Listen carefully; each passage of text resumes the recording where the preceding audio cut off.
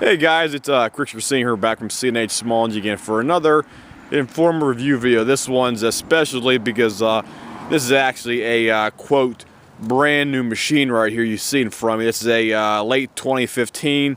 Customer of mine dropped it off here a couple days because he supposedly bought it, but apparently he did not know how to put the oil in properly, and he claims he put an extreme amount of oil in it. And when he started up, the thing was smoking to beat hell, and it was not running properly for him. So he basically called us up, brought it over to us, have us check it out, and unfortunately his air filter was clogged with oil.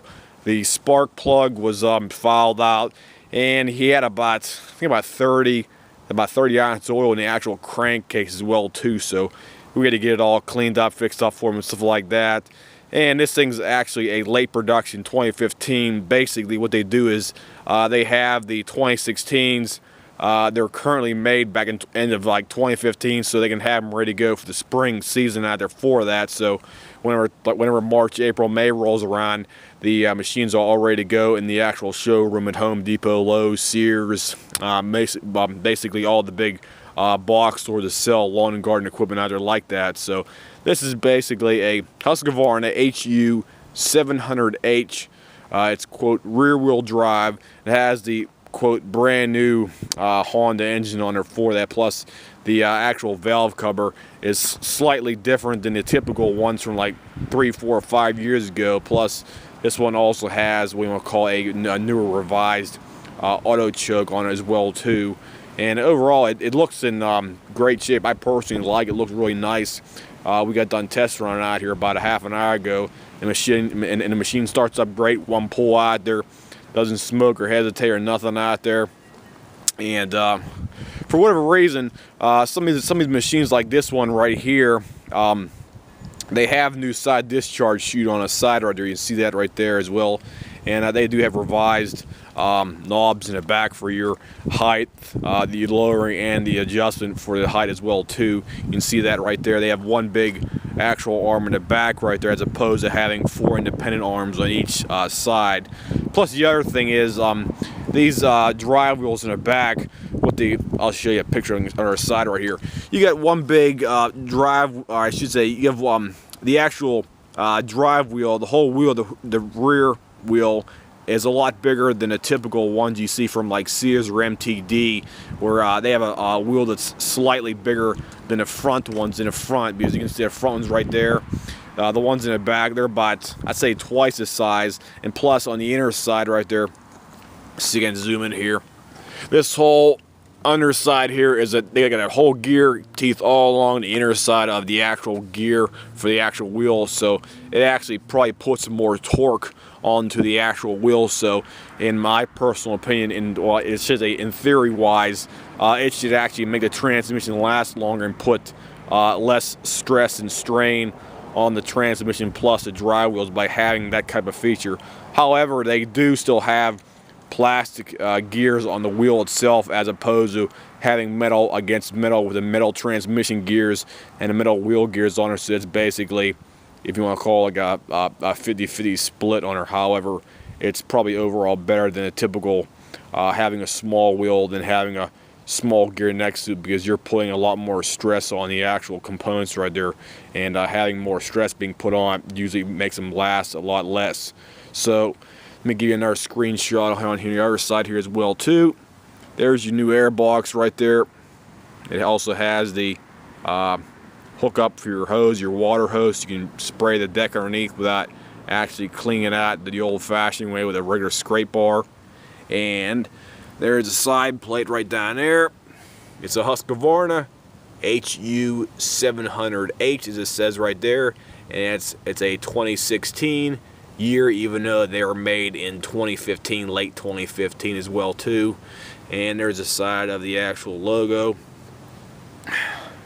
And they also have the revised gas cap on top of the gas tank itself. You see that real big gas cap right there. You open this thing up and show you what I'm talking about. These things are a lot bigger than the typical ones out there. They're because of the EPA mandates. The gas cannot be vented properly as they did maybe 5 years ago. So they do have revised tanks on there for that. So it also had the auto choke, as I mentioned before, in there. As far as I know, these auto chokes have been revised at least 2 or 3 times, because in the past they had TSBs and recalls and stuff like that on them. So this should be hopefully one of the last revisions they put on the machines, because I haven't seen any TSBs or any recalls on any of the 2015s or 2016s as of late.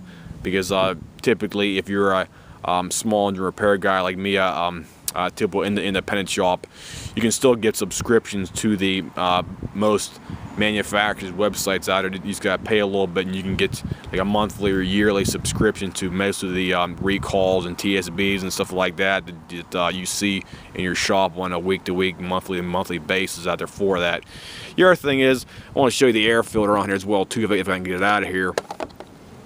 The air filter on these ones right here, all it is basically white, plus I believe it's like an off pink filter, the actual rubber piece around the rubber on the white piece right there as well too. The white filter media, the paper element, plus it's slight white, or I say it's like off white to me basically. I'm partially colorblind, so I apologize if I'm not giving you the exact color, but that's what it looks like to me personally.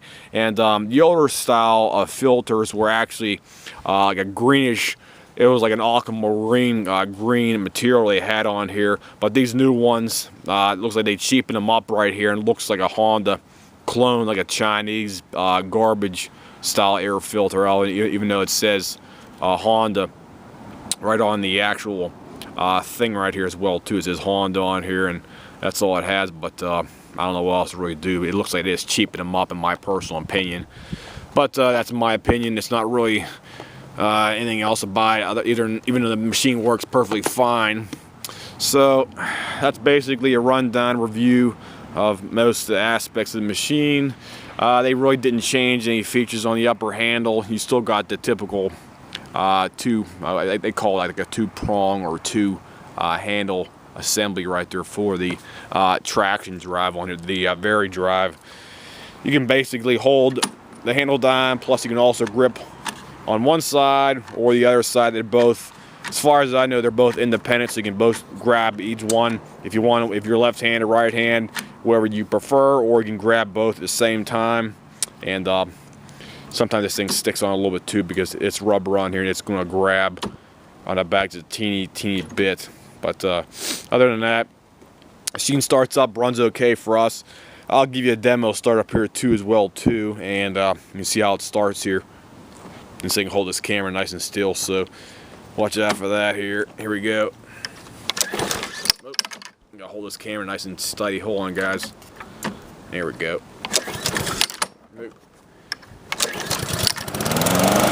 There we go.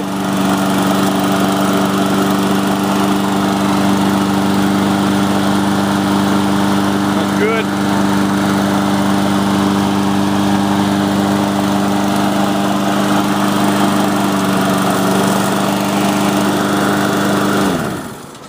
And there you go, guys. That's my personal, no BS, no fake crap review of the new Husqvarna self-propelled lawnmower, the Hu700H. I'll give you a picture of the engine on here again for that.